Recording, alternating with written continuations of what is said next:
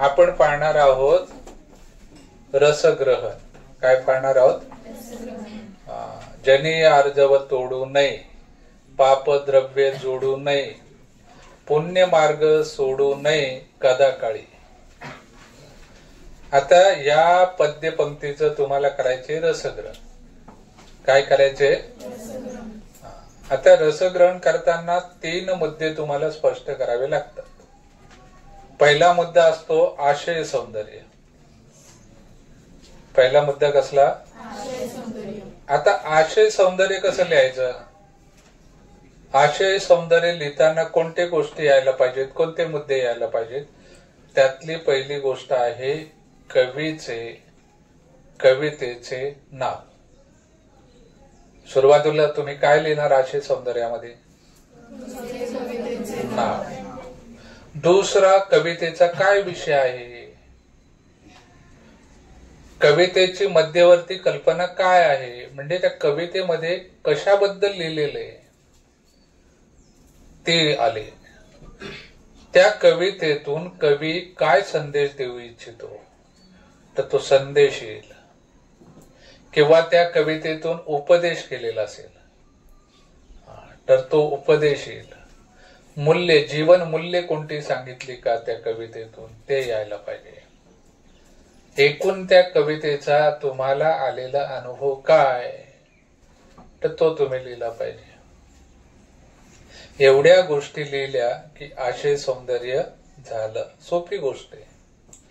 पद्यपंक्ती कोणतीही आली त्या कवितेतली तरी आशय सौंदर्य बदलणार नाही. त्या कवितेबद्दलच तुम्हाला लिहायचे. कवितेचं नाव, कवीचं नाव, कवितेची कल्पना, मध्यवर्ती कल्पना, कवितेचा विषय, कवितेतून मिळणारा संदेश, कवीने केलेला उपदेश, एवढ्या गोष्टी आशय सौंदर्यात येतील. आता दुसरा मुद्दा राहतो काव्य सौंदर्य. ते काव्य सौंदर्य कसं लिहायचे आपण?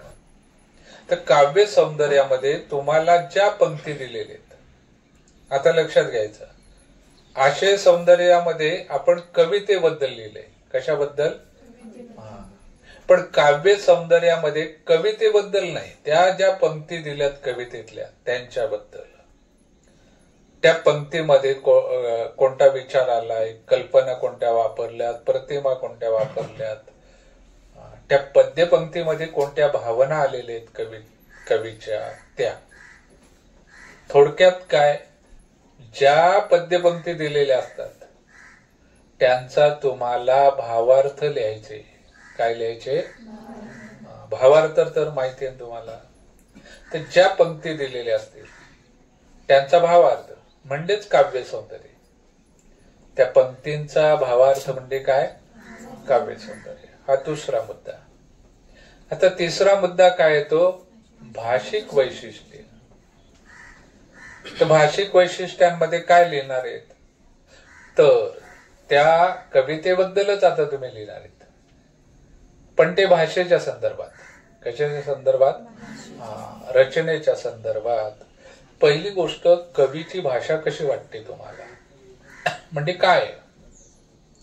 वेगवेगळ्या प्रकारच्या कविता असतात. कधी बोली भाषेतल्या असतात, ग्रामीण भाषेतल्या असतात, संवादात्मक असतात, निवेदनात्मक असतात, छंद असतात कवितेत वेगवेगळे, अलंकार वापरलेले असतात, लय असते, नादमाधुरी असते.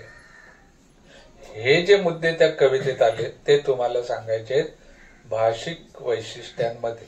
कशामध्ये? एवढ्या गोष्टी झाल्या की रसग्रहण झालं.